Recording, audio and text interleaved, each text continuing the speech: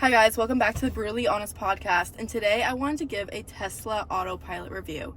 Basically, I have had a Tesla for the past 3 months, and I think it's about time I give my review on what I really think, because in the beginning of getting any car, it's always super exciting and you only see the good parts of the car, but then throughout having the car, you start to see some things. And there's been some things I've been seeing with Tesla. Overall, I still freaking love Tesla. I do. I feel like the topic of Tesla is a little controversial because it's you either hate it or love it. There's the people who love engines and they'll be like, ew, Tesla.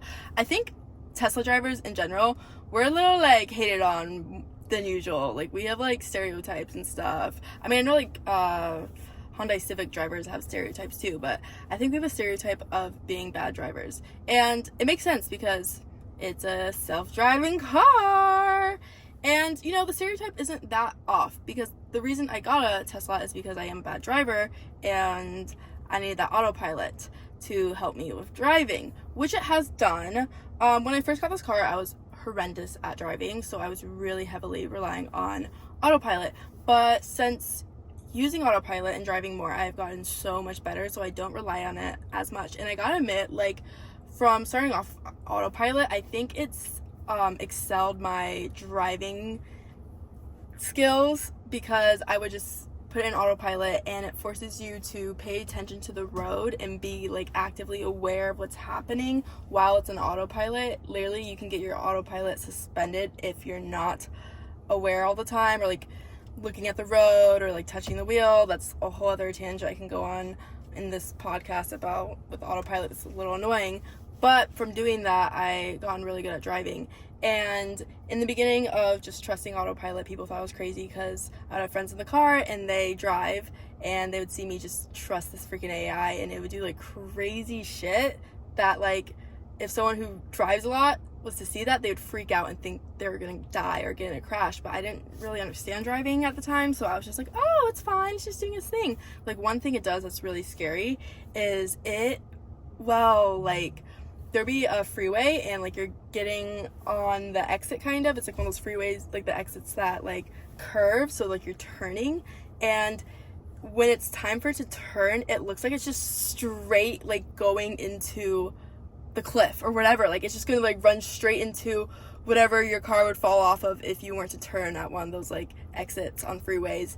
And that didn't scare me before when I didn't drive, but now I drive and it's time to turn onto that little freeway exit thing, the curve one. Usually they're at airports or whatever, and you have to go a certain speed. You can't go too slow, but you can't go too fast, because it's you got to make sure you're turning right, because you don't want to literally fall off the street. And it's just so scary. There's so many moments where it looks like it's just gonna run into something. Another thing about Tesla Autopilot is it is not afraid of huge semi trucks. There can be 2 massive semi trucks right by me, and the Tesla will be in the middle lane.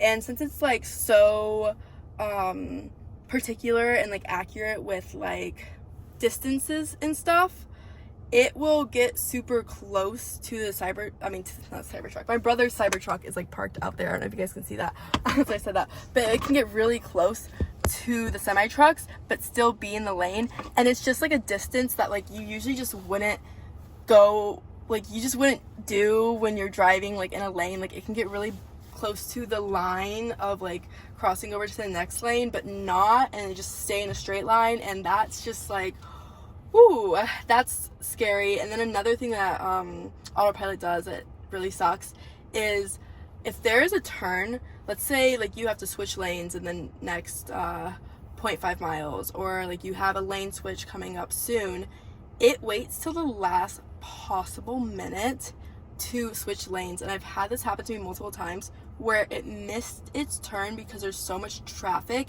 and it didn't calculate all that correctly, and calculate when to switch into the next lane correctly, according to all the traffic. And it always just does it at the last second. If it's 0.5 till your turn, or 0.03 miles until it, then it will do it at that time instead of doing a mile before the lane change. There's some things I do love about autopilot though. I just think this car is very advanced and it's super cool, what it can do, and I love the safety features on this car. Like, I always feel really safe driving, especially as a newbie driver. Like, there's been some silly situations with my driving skills that were off, where maybe I was like going into the next lane or about to hit something and it goes beep, beep, beep, beep, beep, beep, beep. I hate the noise it makes when it's warning you. Like, it's so dramatic sometimes, but it's definitely saved me.